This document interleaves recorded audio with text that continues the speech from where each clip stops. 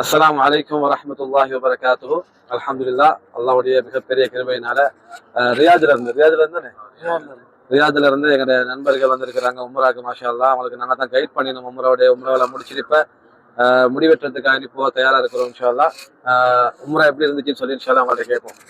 எப்படி இருந்துச்சு வா? இன்ஷா அல்லாஹ் உம்ரா எப்படி இருந்துச்சு? அஸ்ஸலாமு அலைக்கும் வரஹ்மத்துல்லாஹி வபரகாத்துஹு.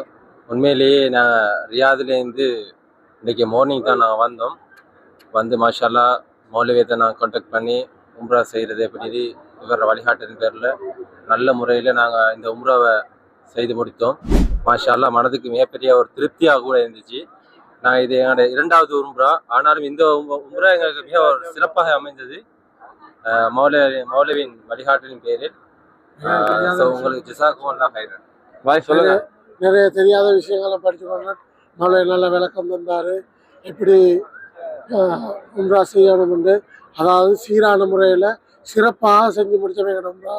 நாங்கள் எல்லாரும் சந்தோஷமாக உம்ரா திருப்தியாக செஞ்சபடிக்கு மனசு நிறைவோடு இங்கிருந்து விடைபெற இயலாத நிலைமையிலே விடைபெறதுக்காண்டி தயாராகிக்கிறோம். இது எங்களுடைய 2வது உம்ரா. முதல் உம்ரா யார்